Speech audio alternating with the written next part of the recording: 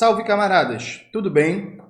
Eu, como prometido ontem, vou subir agora para o meu canal a entrevista completa de ontem do ICL, né? Eu já gravei um vídeo no meu canal comentando o que foi aquele desrespeito, aquela infantilidade, aquele ataque, né? Acho que esse é o nome por parte do Caleron. Veja, eu não acredito no tal do cancelamento. Para mim, isso é uma forma de infantilizar o debate público. Para mim, pessoas adultas têm que ser responsabilizadas por suas condutas. Todo ser humano tem direito de errar. Todo ser humano tem direito de errar. Todo ser humano, inclusive, tem direito de errar mais de uma vez, né? Eu cresci com um ditado popular que minha mãe dizia para mim e ela aplicava com a gente, né, comigo, com a minha irmã, que é assim, sobre erro, né? A primeira vez não sabia, a segunda esqueceu, a terceira é safadeza. Então a filosofia de manhinha é bem simples. Se minha mãe considera uma coisa incorreta e a gente fez, a primeira vez não sabia, agora tá avisado. Segunda vez, esqueceu, beleza, tá perdoado. A terceira vez já é safadeza, né? Já é safadeza. Aí minha mãe vem com a chineladazinha. Então veja, esse ditado popular da sabedoria do interior de Pernambuco diz o seguinte: o ser humano tem direito ao erro e tem direito, inclusive, a errar mais de uma vez. Só que existe limite no direito ao erro, né? Então acho que as redes sociais provocaram a infantilização do debate, que tudo é cancelamento, tudo... A pessoa erra uma vez, você vem com a postura de eu sempre soube que ela não prestava. Não, gente, isso não é assim. A pessoa tem que se responsabilizar pelo seu erro. Inclusive, ela tem direito de errar mais de uma vez, sabe? Não é porque a pessoa errou uma vez que ela tem que ser cancelada, que ela tem que ser tratada como lixo, como uma péssima pessoa. Eu não defendo isso para o Caleron, não. Eu acho que ele pode errar, ele tem direito de errar, ele tem direito de pedir desculpas, ele tem direito de se arrepender, ele tem direito de, na prática, mostrar que aprendeu com erro e não fazer mais. Eu acho que é isso. Acho que debate de adultos a gente trata assim, particularmente erros que não prejudicam danos permanentes a outras pessoas, né? Quando a gente está falando de uma postura equivocada no debate público, sei lá, é diferente de você pegar um carro bêbado e matar alguém. Aí, isso não é bem um erro, né? Isso já foi para a raia do crime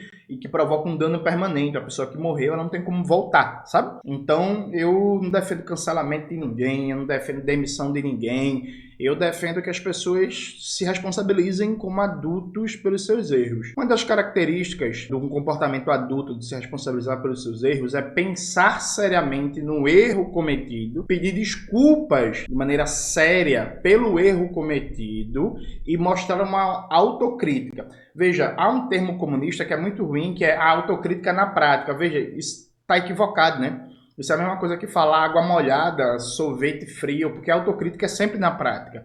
Porque a autocrítica para os comunistas, na cultura comunista, não é só, ei galera, foi mal, tava doidão, errei. Não, autocrítica para os comunistas é dizer que errou, porque errou, e você só corrige o erro se comprometendo na prática a não cometer mais aquele equívoco, né? Claro, se esforçando, as pessoas podem, enfim, errar mais uma vez, mas tem direito, desde que não seja, repito, um erro que cause um dano irreversível a alguém, tem direito a continuar tentando, sabe? Eu acho que a vida é assim. Dito isto, fazendo um debate maduro, um debate adulto e responsável sobre responsabilização, hoje de manhã o César Caleron foi pedir desculpas, né? Pedir desculpas a quem? A mim, pela pataquada que ele arrumou? Não, de forma alguma. Eu vou mostrar aqui a vocês. Eu gravei na tela do celular, né, gente? Mas isso é o de menos, o importante é ouvir o conteúdo. O que aconteceu ontem, dizendo que eu mantenho as minhas opiniões, mas acredito que a forma como eu me conduzi ontem foi ruim. Isso dito, eu errei, eu peço desculpa e eu acho que o debate é sempre válido, mas a forma como isso aconteceu ontem e a forma como eu me conduzi foi ruim. Isso dito, eu peço desculpa. Veja, foi basicamente isso. Errou na forma. Qual erro? A gente não sabe, se equivocou, tal. E aí, veja, gente, só para vocês saberem, o Caleron ontem me bloqueou em todas as redes sociais, viu? Ele me bloqueou no Twitter, ele me bloqueou no Instagram, ele tem meu WhatsApp, a gente já conversou várias vezes pelo WhatsApp. Ele em nenhum momento mandou desculpas, ele em nenhum momento mandou uma mensagem dizendo que se arrependeu do que ele fez ontem. Nada, absolutamente nada. Eu imagino que do ponto de vista interno lá do ICL, ele tenha se desculpado de maneira mais substantiva, porque assim, só para reforçar, veja, o Calerron tinha me chamado publicamente para um debate, né? Eu aceitei, marquei o Vilela do Inteligência Limitada, dizendo para a gente fazer o debate, o Vilela topou. E aí eu fui no WhatsApp perguntar ao Calerron qual era o mês e o dia mais adequado para a gente marcar o debate do Inteligência Limitada. O César foi e respondeu que não ia fazer o debate, que eu não precisava da interlocução dele e por aí vai. E aí foi isso. O César, ele não queria debater comigo. Ontem, o que ele quis fazer foi uma armadilha. Ontem, o que ele quis fazer foi tentar me diminuir, foi tentar me humilhar, foi tentar me pegar em pegadinhas. Ele quis criar uma situação me pegando de surpresa em que ele achava que jogaria em casa, né? Aí seria o Real Madrid jogando no Santiago Bernabéu, sabe? Situação de temperatura e pressão favorável a ele. Inclusive me interrompendo várias vezes. Vocês vão assistir em sequência agora o que foi a entrevista de ontem. Vocês vão ver que eu não conseguia falar, sabe? Vocês vão ver que depois que o César entrou, eu fui a pessoa que menos falei. Eu não conseguia falar. O César fez vários ataques pessoais, dizendo que eu vivo de fazer react e por aí vai. E aí, quando eu digo que a fala dele está sendo cínica, ele começa a me interromper dizendo que eu tô indo para ataque pessoal. Ele fez vários ataques pessoais a mim o vídeo inteiro e eu digo que a fala dele está sendo cínica, não ele. São coisas diferentes, viu, gente? E ele me interrompe, né? Aí eu não consigo falar, sabe? É isso. Então, veja, gente, um debate aqui muito sério, muito responsável com vocês. Eu não acredito em cancelamento, eu acredito em responsabilização.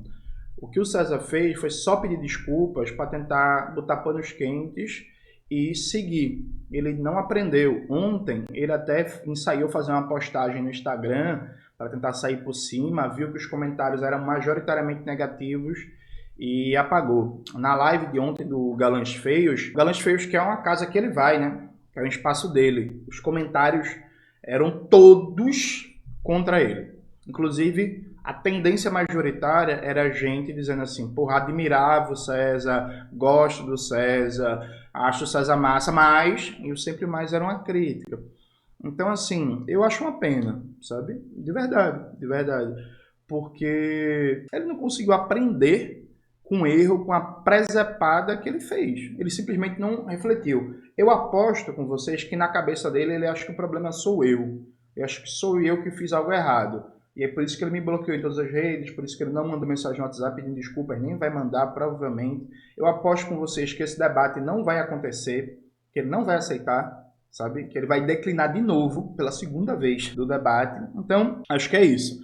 Frente a tudo isso que foi falado, frente a esse pedido de desculpas dele que eu mostrei, vocês vão, em sequência, ver o que foi a entrevista de ontem e vocês vão formar seu próprio juízo, a sua própria opinião sobre o que aconteceu, né? Por fim, eu acho que só vale dizer uma coisa. No meu vídeo de ontem, do meio para o final, eu comento como se fosse eu que tivesse feito aquilo, provavelmente minha vida estaria acabada. Assim, se eu cometesse um erro daquela dimensão, daquela magnitude, eu provavelmente estaria sofrendo um linchamento virtual gigantesco e provavelmente seria demitido. E quando eu falo demitido, não especificamente do ICL, de qualquer espaço, de qualquer veículo de mídia que eu trabalhasse, sabe? Pelas próprios padrões de desigualdade estruturantes postos no Brasil, desigualdades de gênero, desigualdades de raça, desigualdades de classe, desigualdades regionais, algumas pessoas têm mais acesso à humanidade, né? Têm mais direito ao erro,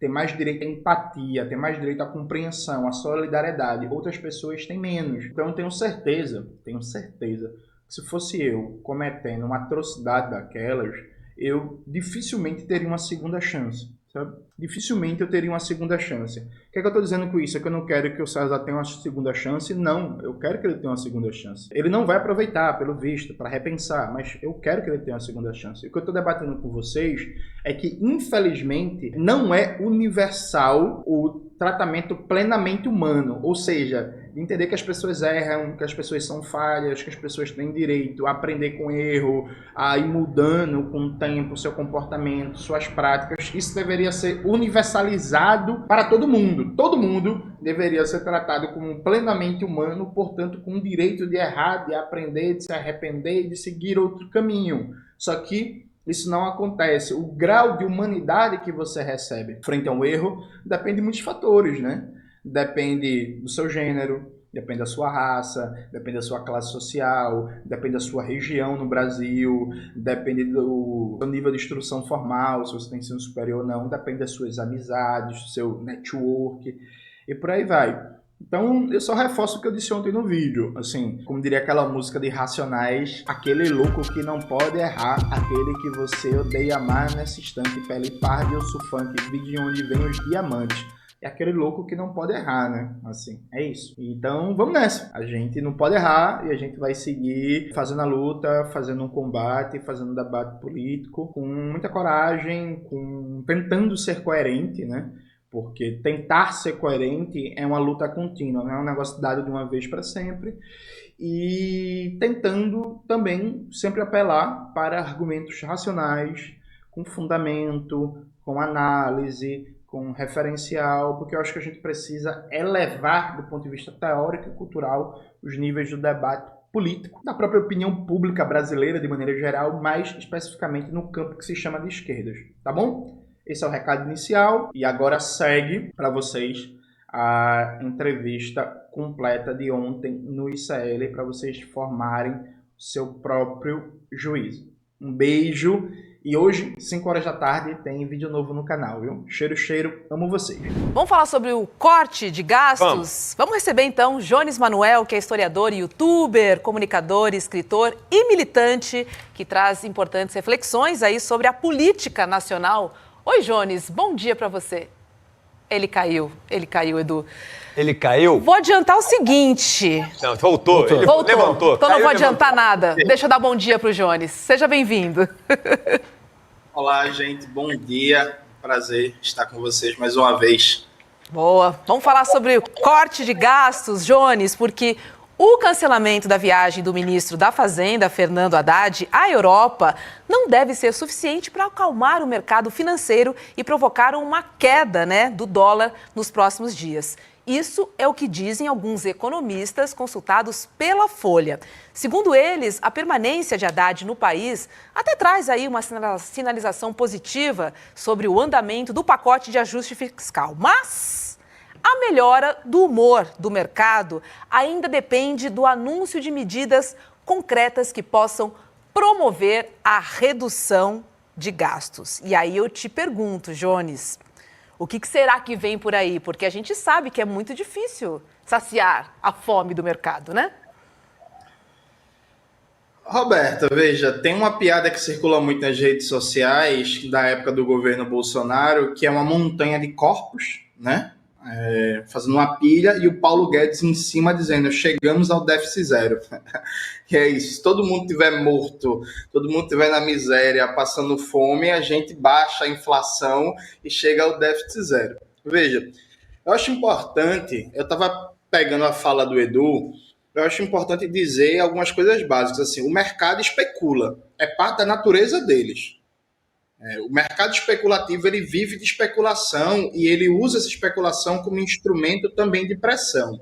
Mas o poder dessa pressão tem limite. Vamos lembrar alguns exemplos históricos recentes que são importantes, porque na era das redes sociais acaba que a memória é muito fugaz, né, muito rápida.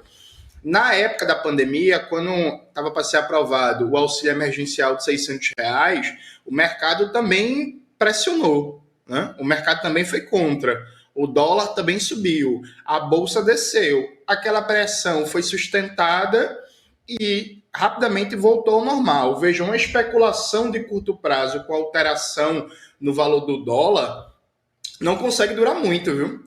Porque há limites, inclusive, para a própria especulação do mercado. Então, se o investidor, por exemplo, se ele quiser sair da moeda brasileira, do mercado brasileiro, trocando por dólar, e o dólar está se valorizando muito, o risco cambial é do investidor, viu? Então, dando um exemplo didático para entender, se quando ele entrou no Brasil, o dólar estava R$ 1, dando um exemplo básico, e aí o dólar começou a subir, então agora um dólar está R$ 2, se ele quiser sair, é ele que perde. Então há um limite objetivo para o elemento de pressão do mercado. Veja, não dá para ter uma trajetória de valorização do dólar frente ao real de maneira indefinida, não. Há um limite objetivo aqui. O que existe é uma pressão política de curto prazo para dobrar o joelho do governante do momento, dobrar a opinião pública, condicionar o debate. É por isso que se usa muito o termo terrorismo fiscal ou terrorismo especulativo, porque é justamente isso. Você faz um terror inicial, dando a entender que o mundo vai acabar e que você precisa, de maneira imediata, atender os interesses disso, senão, né, as praias de Recife vão secar, a floresta amazônica vai morrer, o sol do Brasil não vai nascer mais, e não é assim que funciona. O erro está no governo atuar dentro desta lógica de terrorismo especulativo do mercado e fazer algo que é até mais grave do que o Edu colocou, porque eu acompanho a tua fala, Edu, tu fala do impacto que isso vai ter na base de esquerda, na base progressista, frente ao governo Lula, né? Eu acho até mais grave, Edu, porque, veja, a gente está falando de direitos que a gente conquistou depois de muita luta. Por exemplo, o piso constitucional da saúde e da educação, que o ministro Fernando Haddad está prometendo atacar para fazer caber dentro do arcabouço fiscal, gente, a gente conquistou isso na Constituição de 88, depois de uma década de luta. Né? Você pega todo o movimento de reforma sanitária, todo o debate para a criação do SUS, toda a luta em defesa da educação pública, e aí movimentos de massa, sindicato, contribuição de grandes intelectuais como Florestan Fernandes, que era deputado constituinte. Então, veja, é um tipo de conquista que Collor não conseguiu atacar, que FHC não conseguiu atacar, né, que no governo Lula 1 e 2, Dilma 1 e 2 não foi mexido, que o Temer, no contexto de um golpe, quando foi aprovado o teto de gastos, o piso constitucional de saúde e educação foi suspenso, né, para ser reavaliado 10 anos em seguida, a aprovação do novo regime fiscal. E ele voltou.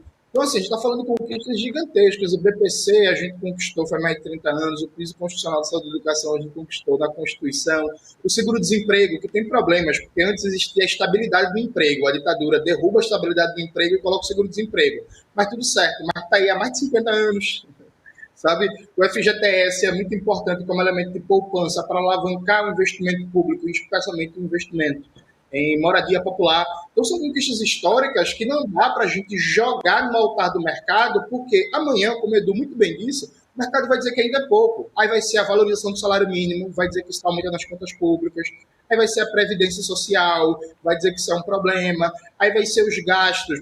Por exemplo, um debate que sempre rola, tem que cobrar mensalidade em universidade. Já vão fazer um debate que os procedimentos de alta complexidade no SUS têm que ser cobrados também, eles são muito onerosos. E assim vai o limite, até todos mortos com déficit zero, né? Deixa eu te fazer uma pergunta, e até é interessante o Jones estar falando isso, porque a gente sempre tem que pegar e ir esticando a corda para ver onde é que isso termina. Porque no final, quando a gente é engenheiro, a gente chama isso de limite, né? Você vai levando o negócio no limite para ver o que isso causa. E muitas vezes você pega a intenção do negócio quando você leva para o limite.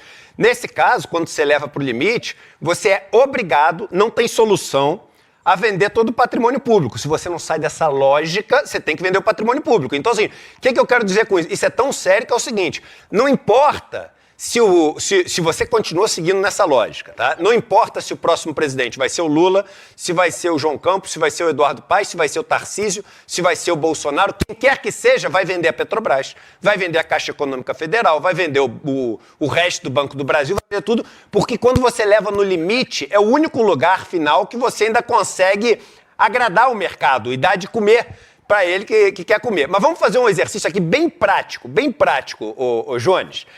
Vamos lá, a gente chega e o governo anuncia essa semana cortes assim, naquela de tipo assim, para poder agradar o mercado mesmo. Eles chegam e falam assim, não, vamos fazer cortes aqui que vão surpreender o mercado e a gente gerar uma credibilidade enorme. Quando ele fizer isso, obviamente, ele vai ter que fazer esses cortes e também vai ter que subir a taxa de juros, porque se ele está seguindo, não por causa de uma coisa, por causa de outra, mas porque se ele está seguindo esta lógica, se esta é a lógica que vale, a lógica que vale também quando você está num momento como esse, que o risco aumenta, que você tem o dólar subindo, etc., você sobe juros também. A pergunta é, qual impacto prático no Brasil você pode ter se nos próximos 3 meses esse juro começar a subir rápido, o governo implementar assim uma agenda de cortes acima do que as pessoas estão esperando e, enfim, a gente chegar no final do ano faltando 1 ano e menos de 6 meses para a próxima eleição. Qual o impacto prático que isso pode ter para o nosso futuro político aqui no Brasil? Veja, Edu, o impacto vai ser desastroso, porque, repare, a popularidade do presidente Lula já está baixa, né, gente? Vamos lá, concretamente, a popularidade do presidente Lula hoje é mais ou menos a mesma que o Bolsonaro ao mesmo tempo de governo, sendo que o Bolsonaro estava, na época da pandemia, matando brasileiros em massa, né? Então, o presidente Lula tem o mesmo nível de aprovação que o Bolsonaro à altura de quase 2 anos de governo. Isso já é um sintoma, ao meu ver, muito preocupante. A gente pega outro sintoma muito preocupante. A gente viu nessa eleição municipal que o presidente Lula não conseguiu transferir popularidade, viu, gente? Assim, os candidatos petistas, vamos pegar um caso emblemático. Há na história brasileira uma afirmação que tem base empírica que diz que Minas Gerais tem um papel central em toda eleição presidencial. O candidato do governo federal, que foi o Rogério Correia, e teve com a vice Bela Gonçalves do PSOL, ele ficou em 5% dos votos, gente, em BH, viu? Assim, toda a propaganda dele era Lula, Lula, Lula, Lula, Lula, Lula, Lula. Ele ficou com 5% dos votos. Em São Paulo, o que aconteceu com Boulos, a gente já sabe. Em Porto Alegre, o que aconteceu com Maria do Rosário, a gente já sabe. E por aí vai indo. Então, a capacidade de transferir votos do presidente está em baixa. Tanto é assim que ele ficou bem ausente da dinâmica da eleição municipal, já prevendo, inclusive, a derrota. Aí imagina, neste momento, em que já há um mal-estar ainda passivo, mais diluído, uma sensação de que a vida não está mudando a contento, uma sensação correta de aumento do custo de vida. Edu, a conta de luz subiu 5% em setembro. Está em bandeira vermelha até final do ano. A tendência é a conta de luz continuar subindo. Isso tem impacto em toda a cadeia produtiva, em toda a cadeia de preços. A conta de luz está subindo, o gás de cozinha em vários estados, inclusive por causa de refinarias privatizadas, está subindo.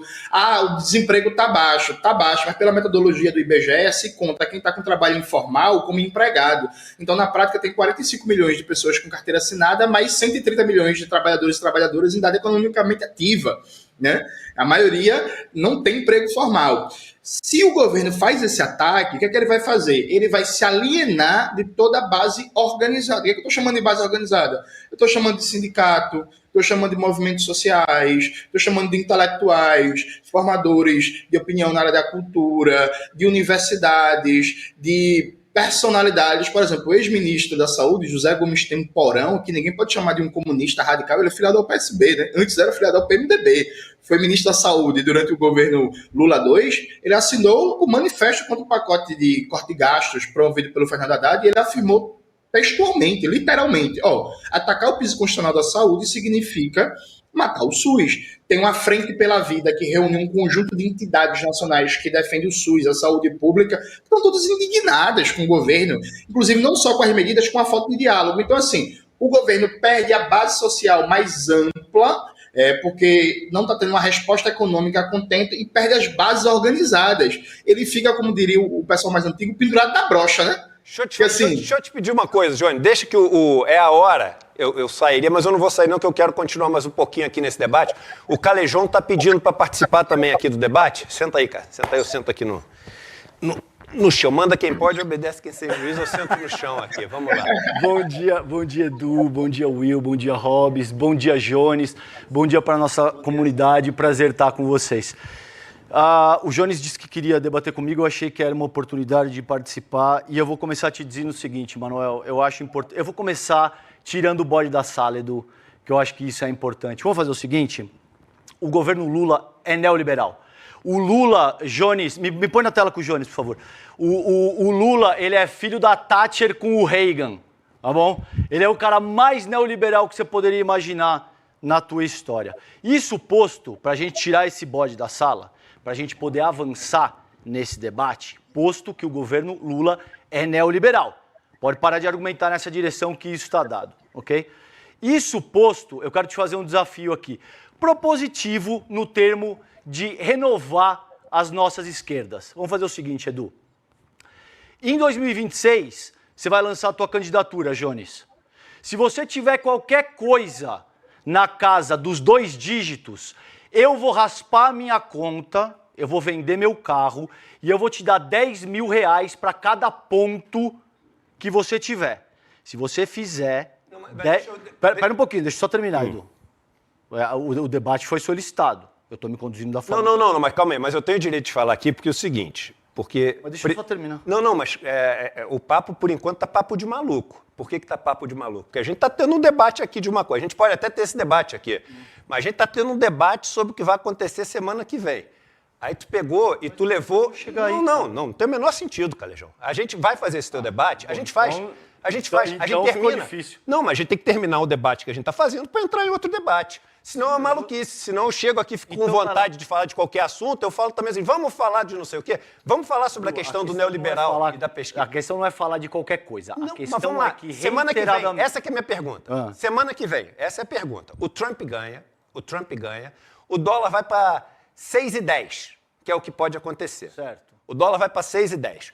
O Haddad, ele é obrigado, porque dentro dessa lógica, se for o Haddad, se for qualquer pessoa que siga essa mesma lógica, o Haddad vai ter que pegar e vai fazer o seguinte, vou fazer um monte de corte para o mercado ficar mais calmo que eu vou pagar. E aí um monte de corte, não tem muito onde cortar. Aí você chega... Você acredita que isso é voluntarismo? E o Banco Central... Não, Haddad? Calma, cara. Vamos lá. E o Banco Central vai ter que subir juros para 14%. A minha pergunta é muito simples. Se isso acontecer, que é um cenário mega realista, certo. O que vai acontecer com a popularidade do governo e com as perspectivas para 2026? É só isso. Evidentemente vai implodir. Mas é só isso que é a pergunta? Ok, isso está fácil, isso está posto. Isso. E o que vai acontecer? Vai implodir a base social do governo, não tem a menor dúvida. É isso, é só isso. E se implodir a base social do governo, aí a gente entra no debate. O que a gente faz? A gente chora? Edu, não, mas isso está posto. Isso é claro como a luz do dia que vai acontecer, mas de qualquer forma já está acontecendo. E a questão aqui é que reiteradamente a coisa está sendo colocada como se fosse mero voluntarismo do Haddad. Como se fosse mero voluntarismo do governo. Deixa o Jones falar. Pelo contrário. Deixa eu só concluir o meu raciocínio, Jones, para te passar, por favor, porque o Edu me interrompeu no meio do raciocínio aqui. Eu quero te fazer o seguinte, cara. Só um segundo, cara. Eu te interrompi no meio do raciocínio uma ova. Eu cheguei, estava aqui falando com o Jones, você me pediu para entrar, que não era no horário que você ia entrar. Certo. Eu falei para você, claro que você pode entrar. Não falei, claro que você pode entrar aqui antes, para participar do debate. Aí você entrou e começou a falar, Jones, a gente ia, aquele debate, agora vamos fazer o debate. Mas calma aí, não foi isso que você combinou comigo. Então é o seguinte, se você entrou aqui no negócio, a gente chega, termina esse debate, terminou o debate, aí você pode debater com o Jones o que você quiser. Só não vem nessa de que eu te interrompi, entendeu? Porque aqui não é palco para poder também. Todo mundo entra aqui e faz bagunça, que não é assim, entendeu? Não, ninguém tá Vamos fazendo levar numa bagunça. boa parada. Eu tô colocando uma proposição que o Jones estava dizendo o seguinte, eu quero debater com você. Se eu posso concluir o raciocínio, tudo bem. Se não, a gente segue. Não, você pode debater com o Jones quando você quiser. Só que a gente está falando de uma notícia aqui. Você está falando de tigrinho, uma pessoa não pode chegar e falar assim, pô, eu quero falar sobre tigrinho. O que você quer falar de tigrinho? Pô, amanhã vai chover. Entendeu? Deixa eu te colocar um negócio. O que está sendo dito reiteradamente é que o governo Lula é neoliberal. Que ele não faz, ele não se conduz da forma... Eu falei isso. Não, pera um pouco, cara. Estou te dizendo, o Jones vem reiteradamente dizendo isso. Ele vem reiteradamente dizendo que o governo Lula é neoliberal. Eu estou te dizendo que ok, o governo Lula é neoliberal. Vamos tirar esse bode da sala. Qual é a alternativa que a gente tem? Porque aí vai se dizer que eu estou criando um espantalho, porque se não votar no governo Lula, a extrema-direita volta. O que eu estou dizendo aqui, Jones, é que é hora de transcender o discurso e adotar um compromisso prático. Comprometa-se a se candidatar em 2026 e se você tiver qualquer coisa acima de 9%, eu vou investir na sua candidatura. Eu vou pegar, eu vou raspar tudo que eu tenho de dinheiro e vou colocar 10 mil reais para cada ponto percentual que você fizer. Se você não alcançar, presta atenção, se você não alcançar sequer os 9%, você doa 2 anos de monetização do seu canal para as cozinhas solidárias, que é um movimento que eu aposto. Eu apoio. Isso é um papo meio maluco. Então ninguém, vamos lá. Conseguir 9% do Brasil deve ter conseguido, 10 pessoas devem ter conseguido isso na história das eleições democráticas. Então esses 10 podem fazer crítica, o resto do país não pode fazer crítica? Não, todo mundo pode criticar. Atacar sistematicamente o único projeto que a gente tem para fazer um enfrentamento à extrema-direita em 2026 é um erro. Criticar é uma coisa, Edu. Atacar sistematicamente é outra. Eu quero ouvir o Jones se você aceita o desafio que eu estou propondo ou se não. Por quê? Esse desafio, cara, você não percebe. Bom, mas aí você já está desqualificando a minha colocação. Não, mas você concorda que eu chegar pro Jones e falar assim, eu vou apostar aqui com você um X-Egg, um X-Egg salada e uma coca... O que é Maduro? Sistematicamente atacar o governo de uma forma sem laço? Vai lá, Jones. Fala, Jones. Fala você, vamos. Não, veja, vamos lá. Duas coisas.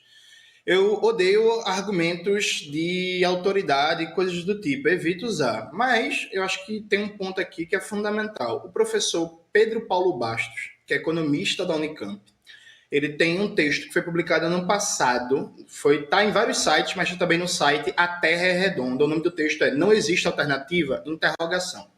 Nesse texto, ele faz uma análise de toda a condução da política econômica do Ministério da Fazenda e todos os discursos do Fernando Haddad, mostrando que há uma convergência teórica, política e tática entre a visão macroeconômica da mal chamada Faria Lima, do Roberto Campos Neto e do Fernando Haddad. Os argumentos estão postos lá em detalhes. Um dos exemplos é que o Haddad sustenta o que é uma falsidade completa, que a taxa de juros tem a ver com as expectativas do mercado, quando quem define a Selic é o Banco Central. O nível de expectativa do mercado a partir do grau de gasto público não tem relação direta nenhuma com a taxa Selic, a não ser numa mitologia neoliberal mentirosa. Então a questão não é ou voluntarismo ou determinismo, César. A questão é uma concordância a nível de política econômica entre o financismo e o ministro da Fazenda. Tem outro exemplo que eu acho muito bom, que teve uma audiência do ministro da Fazenda com os deputados antes da aprovação do novo teto de gastos. Está no YouTube.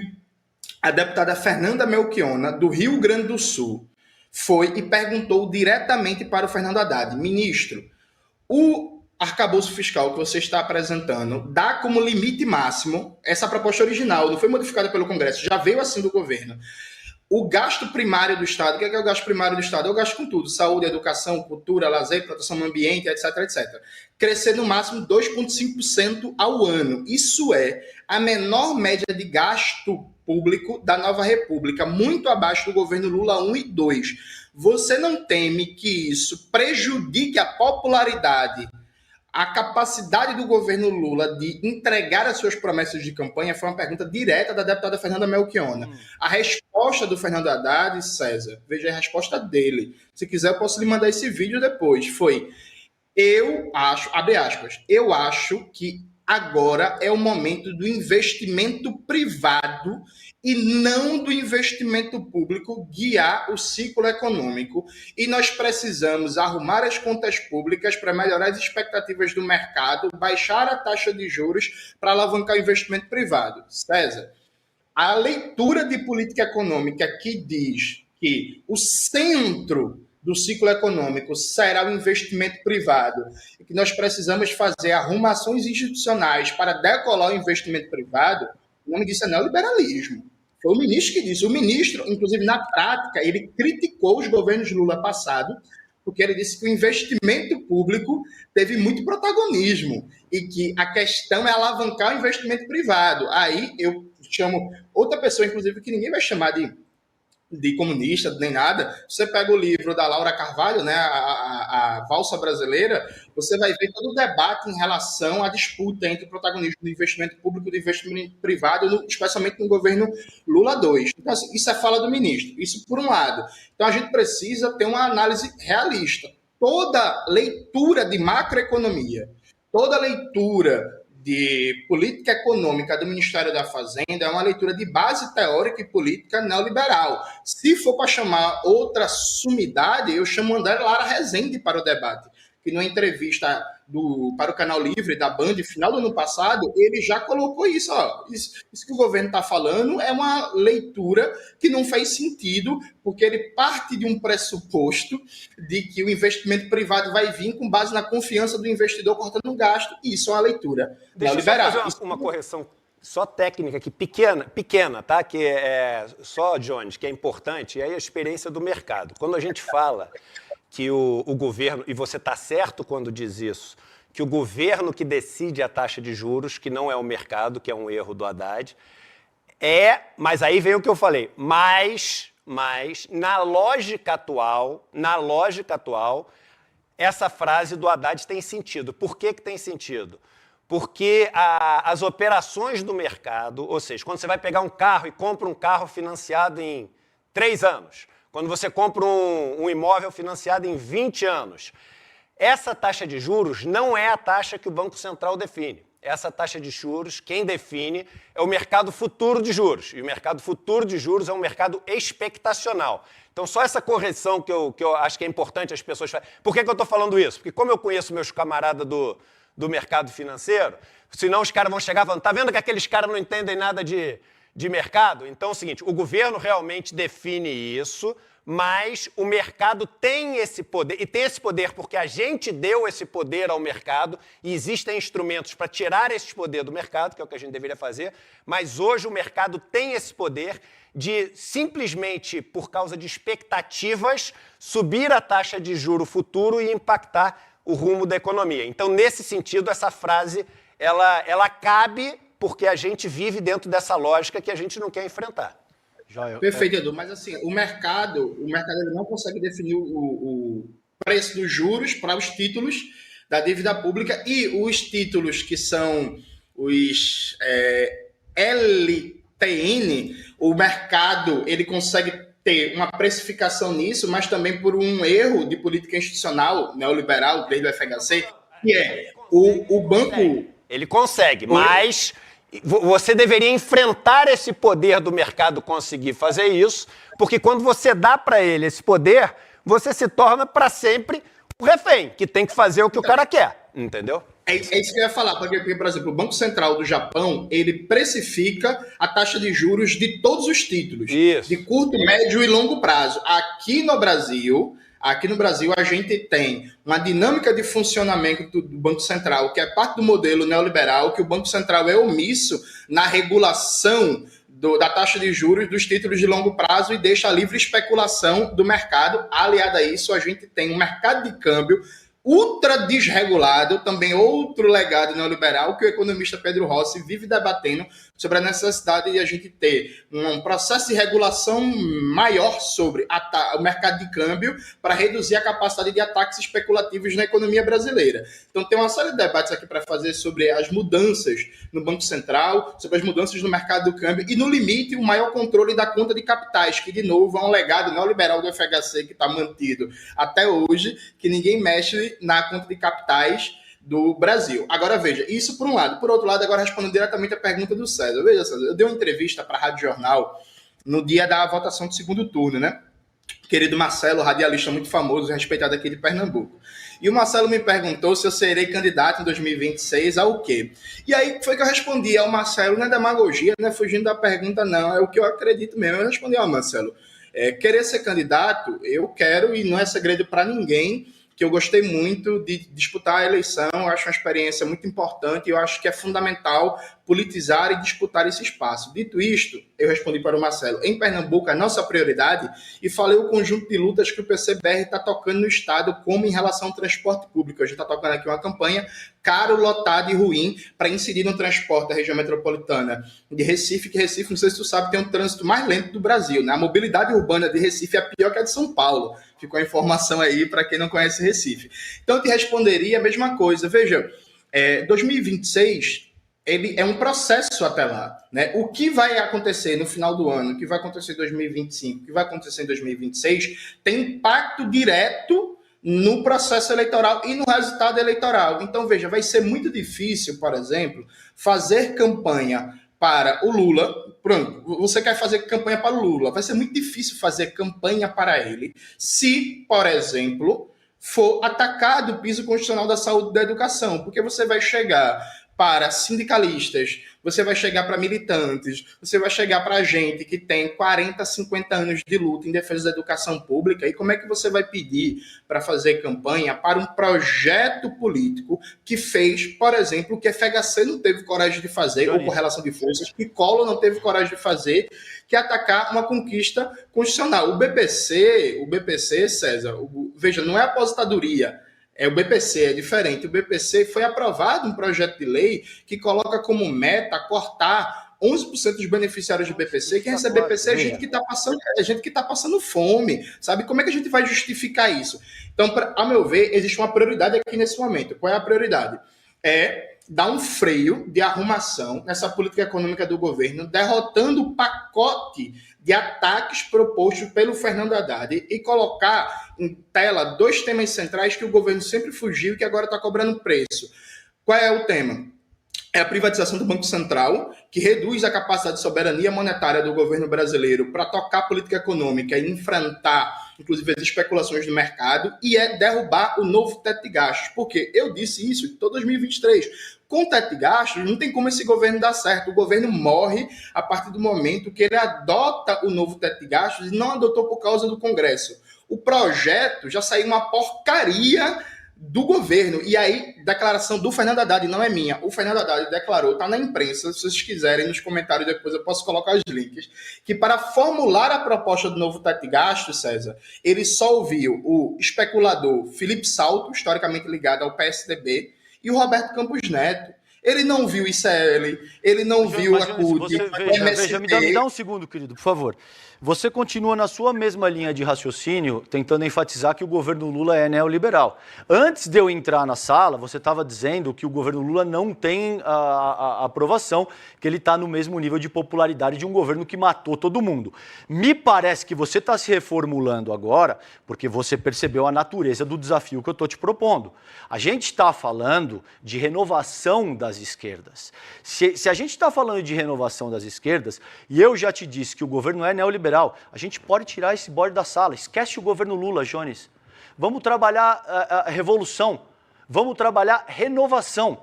Se esse é o caso, para além de fazer react em rede social, a gente precisa se comprometer com algo efetivo. Você precisa se comprometer. Se você não está criticando a mobilidade urbana de Recife ou de uma capital do Nordeste ou de que quer que seja, você está criticando o governo federal. Você está dizendo que você tem soluções melhores e mais adequadas. Você vai implementar essas soluções como? Através de revolução? Pegando em armas? Não vai. Eu estou te dizendo que você não vai. É uma pergunta retórica. Você não vai implementar isso através de revolução armada. Então você vai ter que passar pelo processo eleitoral da democracia liberal burguesa, certo? Para isso, meu caro, você precisa se candidatar, velho. Você precisa botar a tua cara para 2026 e ver o que acontece. É verdade o que o Edu falou? É verdade, é difícil fazer 10%. Agora, esse é o único caminho. Ninguém está dizendo que você tem que se eleger, ninguém está dizendo que você tem que ir para o segundo turno, ninguém está dizendo que você tem que fazer 20%, ninguém está dizendo que você tem que fazer 15%. Agora, se você não consegue botar de pé uma candidatura minimamente competitiva, fica difícil continuar atacando reiteradamente o projeto que está aí. O projeto é neoliberal, ele é insuficiente, a gente fica bravo, não tenho a menor dúvida. Agora, eu estou disposto a investir o pouco dinheiro que eu tenho, não acho que seja infantil essa proposição, se vocês me permitem, eu te faço um desafio saudável, uma proposta, que é, lance a sua candidatura, Jones. Se você fizer qualquer coisa acima de 9%, eu vendo meu carro, raspo tudo que eu tenho de dinheiro e coloco 10 mil reais por cada ponto que você fizer. Se você não chegar nisso, você transfere 2 anos de monetização do seu canal para as cozinhas solidárias. Vamos lá, cara, deixa eu falar um negócio aqui, numa boa, que isso é importante. Em primeiro lugar, eu acho feio pra caramba num país que nem o Brasil, a galera ficar falando, branco rico, ficar falando que vai dar 10 mil reais pra cada ponto, que não sei o quê, num país onde a galera não tem onde comer. Você acabou de falar, nós somos branco rico. Nós somos branco rico Não, perto do Brasil Edu. e estamos falando que vai dar 10 mil para cá, 10 mil para lá, 10 mil para lá. Eu acho isso horroroso. Segundo lugar, é o seguinte, para mim, qualquer pessoa... Não, agora eu esperei tudo que tu falou. Qualquer pessoa que estiver no Brasil, me ouve, por favor. Utilizando eu ouvi de tudo, raça e me eu colocando ouvi como tudo rico. que você falou. Eu ouvi tudo que você falou. Segundo é o seguinte, qualquer pessoa que estiver no Brasil, pode ser o Haddad, por isso que não tem nada pessoal contra o Haddad. Por acaso, eu acho que o Jones até tem, né, um lance ali pessoal que eu já ouvi nos negócios. Eu não tenho. Eu sou amigo do Haddad. Eu gosto do Haddad pra caramba. Eu acho um dos caras mais bacanas que eu já conheci pessoalmente. Mas eu acho o seguinte, se você botar o Haddad, se você botar o Malan, se você botar o Calejão, se você botar o Jones, se você botar o Glauber, se você botar a Laura Carvalho, se você botar a Mônica De Bolle, se você botar qualquer pessoa naquele cargo sem mudar a lógica como funciona o nosso sistema, o que é a lógica? Na mão de quem que está a dívida pública? 90% na mão dos bancos de investimento, dos fundos de pensão e dos investidores estrangeiros. Como que nós vamos fazer isso? Por exemplo, fazendo uma caderneta de poupança competitiva, onde em vez de botar CDB em Banco Master e nesses outros bancos, você capta 2 trilhões de reais pagando 90%. Lula não faz. Porque, meu irmão, tu vai ter que entrar, em algum momento, em conflito com a Faria Lima. O que você, João, não está entendendo é o seguinte. O que não está entendendo, na minha opinião, né? Que cada um aqui tem uma opinião diferente. Não existe uma mudança se essa mudança não for pressionada e se não tiver ali um cheiro de conflito, um medo de conflito. A gente tem uma frente ampla que começa no centro e vai para a direita. Na nossa frente ampla, não tem um ministro, não tem um Stedley no Ministério do Desenvolvimento Agrário. Não tem o Jones Manuel no Ministério do Trabalho. Não tem o conflito. O que é... falando de renovação na esquerda, cara? Mas o que eu estou estimulando a renovação na esquerda? Eu defendo... assim, a opinião do Eduardo é diferente da do Calejão, a opinião do Calejão é diferente da do Jones.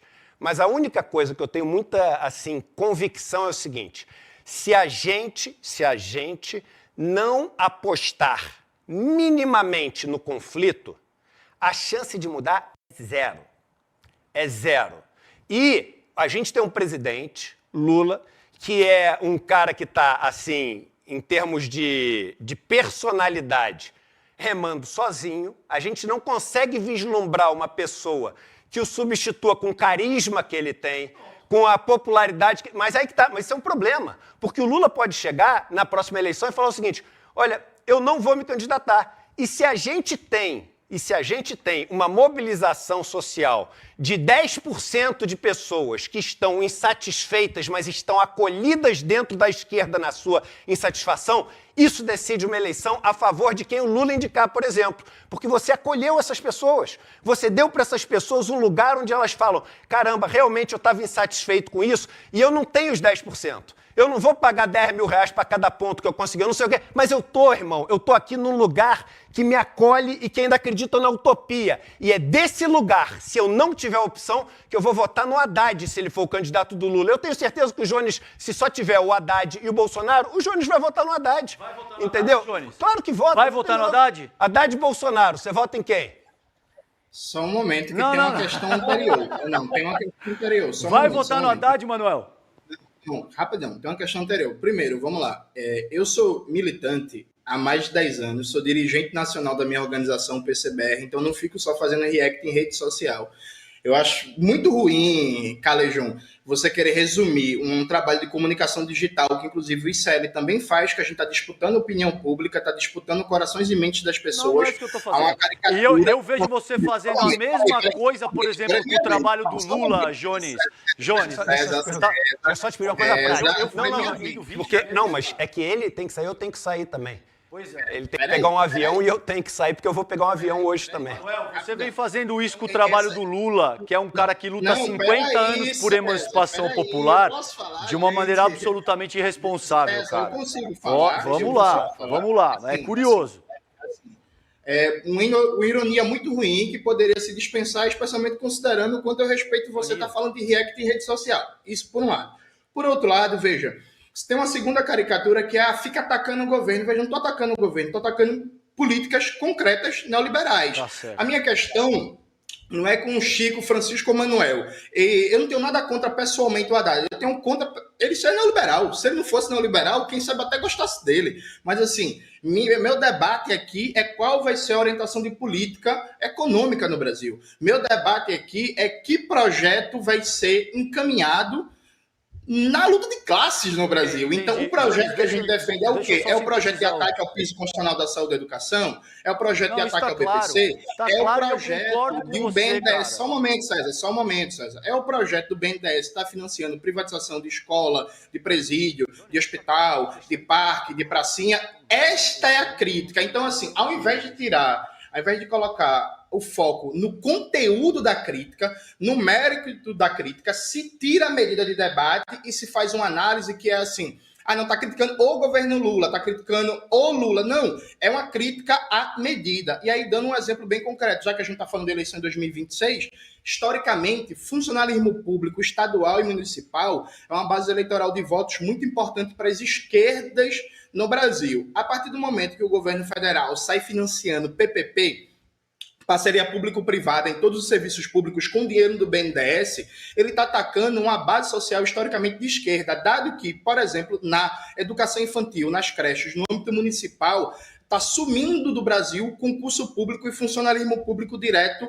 nas vagas de creche. Isso vai ter impacto eleitoral de longo prazo. Então, em Recife, em Salvador, em São Paulo, em Curitiba, em Porto Alegre, por exemplo, não se tem mais criação de vaga de creche com administração pública direta. Jorge, isso desestabiliza uma base social. Pedir para te dar mais 30 segundos para concluir, eu passo para o Calejão faz uma tréplica, e aí eu tenho que sair, eu tinha que até dar um recado antes de sair, há 25 minutos atrás. Mas então finaliza 30 segundos, você finaliza e eu dou um recado. Aí isso desestabiliza uma base social, isso enfraquece uma base social e tem consequências eleitorais também negativas. Então, meu debate aqui é um debate estratégico sobre luta de classes, sobre rumo de política econômica. E aí, César, o desafio sobre 2026 é um ótimo desafio. Eu faço um desafio para você também. Eu topo seu desafio. Tá fechado. Estamos de acordo. Meu desafio para você é você passar o resto do ano, em 2025, vai ver que está passando um pano com a política econômica neoliberal que está atacando direitos históricos da classe trabalhadora, se somar à luta para defender o piso constitucional de saúde e educação, o BPC, a Previdência Social, a valorização do salário mínimo. Porque não basta dizer retoricamente, da boca para fora, que é contra, e toda vez que vem a crítica, passar o pano e colocar um baixa temperatura. Está em questão, concretamente, um dos maiores ataques da história recente desse país aos direitos da classe trabalhadora para atender os ditames do Deus mercado. A questão simples e concreta é... Só não que os caras estão no meu ouvido aqui falando, pelo amor de Deus, acaba que acabar. 2 minutos o candidato aqui, vai. Registrado aqui que você aceitou o meu desafio de que se você não chegar nas 2 casas, nos 2 dígitos de intenção de voto em 2026, você transfere 2 anos da renda de monetização do seu canal para as cozinhas solidárias. Você aceitou isso no ar. Tá posto, você acabou de dizer que aceita. Não só eu não passo pano, como eu te disse explicitamente que o governo Lula é o neoliberal. Eu comecei te dando esse argumento, cara. Eu desde o começo do nosso debate, não hoje, em outra ocasião, eu te disse, eu concordo que tá errado mexer em BPC, que tá errado desvincular piso constitucional do que quer que seja, que eu sou contra a privatização de SUS. Isso está posto. Ninguém está passando pano aqui, Jones. Agora a questão é o seguinte, atacar sistematicamente faz com que as suas falas, por exemplo, estejam sendo usadas por um cara como Kim Paim, cara. Um ícone da extrema-direita está te chamando de nosso companheiro e esse material está viralizando. Então isso é sim um ataque. Não tenho a menor dúvida. E isso é muito ruim. Atacar de forma sistemática e reiterada é muito ruim. No mais, eu concordo com você, a gente precisa trabalhar processo de renovação na esquerda. Não é isso que está posto? É isso que a gente acabou de combinar aqui. Se você chegar até os...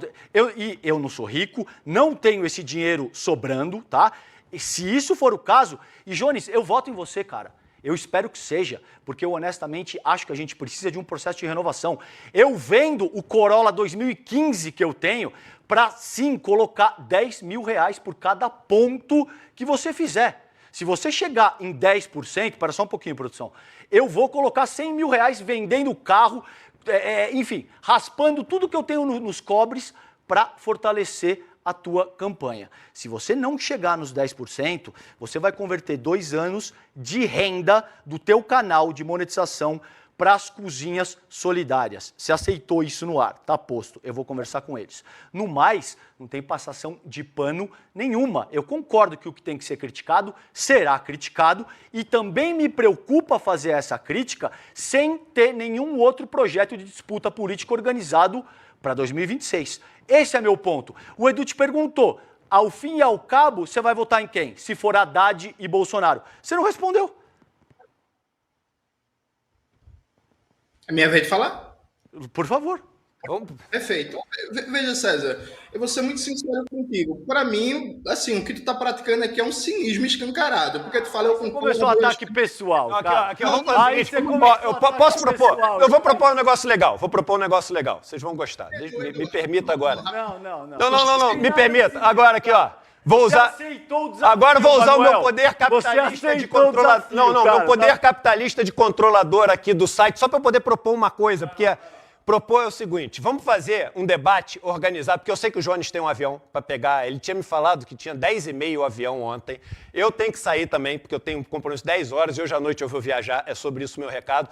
Vamos fazer um bate-papo entre você e o Calejão com tempo? Você topa, Jones, da gente fazer aqui no ICL? Edu, esse bate-papo estava marcado já, o Calejão desistiu de debater comigo. Não sou eu não desisti, como eu pedi para entrar antes hoje no programa, Jones. Tá marcado. Tá marcado. Ó, corta os 2 microfones só comigo. Não. Aqui, ó, bastidores. Hoje você já aceitou. Não, bastidores, por favor. Então aqui, ó, o microfone tá fechado, ninguém tá ouvindo. Então é o seguinte, a gente vai marcar, tá marcado já, tá marcado. Vamos fazer um debate do Jones com o Calejão. E a gente vai fazer um debate porque eu sei que os dois se respeitam. Eu já vi vocês dois falando. É uma discussão importante pra cacete. Talvez a discussão mais importante que a gente tenha que fazer, não a do Calejão com o Jones. Essa questão do até onde deve ir a crítica, até onde essa crítica é perigosa, e se a gente ferrar ali a popularidade do Lula, quem que vai vir depois, e se não ferrar, ele vai fazer o que ele quiser. É super importante esse negócio. Então, tá aqui o comprometimento da gente fazer esse debate, tá? Dos dois, um debate mediado. Aí pode ser a Roberta, que pode... pronto, a Roberta já falou que quer mediar. Então vai ser a Roberta que vai mediar esse debate. Se você quiser também, já faz até a dupla aqui, que tá todo mundo em casa. E o seguinte, deixa eu só dar um aviso para vocês. Jones, só me permite dar um aviso. Eu tô viajando daqui a pouco, eu tô indo para Califórnia, tô indo para Los Angeles, a gente vai competir com Vai para Cuba. Vai para Cuba vai concorrer ao melhor documentário do Brasil no principal festival de cinema Brasil-Estados Unidos. Então eu estou indo hoje à noite com a Juliana Baroni, minha esposa, diretora desse documentário. A gente quer a torcida de todos vocês. O festival é Labrif, escreve L-A-B-R-F-F, L-A-B-R-F-F.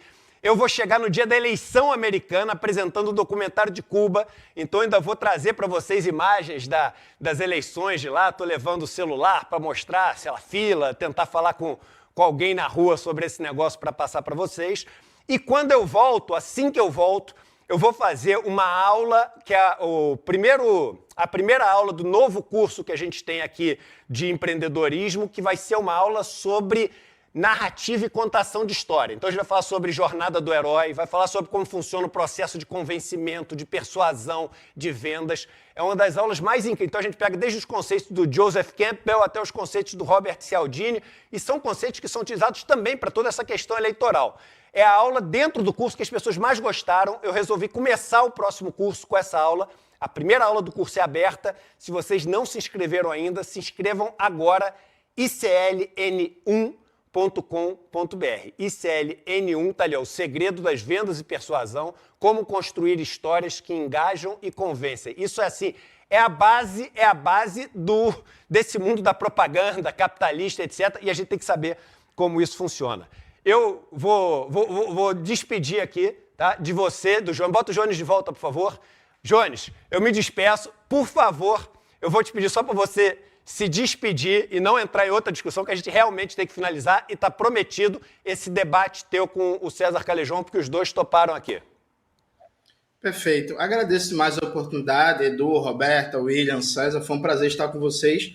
Pena que deu para conversar bem pouco sobre os elementos da conjuntura, a gente ficou especulando abstratamente sobre 2026 e o debate está mais que aceito. Eu espero que dessa vez o César aceite mesmo e não desista depois, vai ser um prazer. Agora tem que ter marcação de tempo, viu, César? Agora vai ter 30 segundos para te responder também, para ser justo. Com você não, eu é que te agradeço. Não acho que o debate para 2026 seja algo abstrato. Acho que é relativamente fácil ficar jogando pedra no governo sem ter que se comprometer com a materialidade de absolutamente nada. Te agradeço também pela chance de discutir contigo. Que bom que você aceitou o meu desafio. Isso está registrado na frente de milhares de pessoas. Você disse que aceita o desafio. Só para encerrar, Edu, muito brevemente, o desafio proposto e aceito pelo Jones é: se ele chegar na casa dos 2 dígitos para 2026, eu coloco R$10 mil por cada ponto percentual que ele fizer, vendo o carro, dou um jeito e coloco esse esforço no sentido de renovar a esquerda no Brasil. Se ele não chegar, ele dedica 2 anos de monetização do canal dele para as Cozinhas Solidárias. Eu já vou conversar com um amigo das Cozinhas Solidárias para organizar tudo isso contigo. Que bom que você aceitou. Isso demonstra a tua coragem e o teu comprometimento para além das palavras, e acho que isso é importante. Galera, eu vejo vocês todos e todas daqui a uma semana aqui no ICL, mas a partir de amanhã lá de Los Angeles, e torçam para o Vai Pra Cuba, Eduardo. Agora vai para Los Angeles, mas para apresentar o Vai Pra Cuba, que tem uma apresentação lá para o pessoal todo. Um abraço. Tchau, Edu. Boa viagem, boa sorte com o documentário. Edu, boa viagem. Valeu, galera. Jones, vou me despedir de você, mas teremos um debate em breve aqui no ICL, que eu mediarei com muito prazer. Um beijo, não vai perder o seu voo também, hein?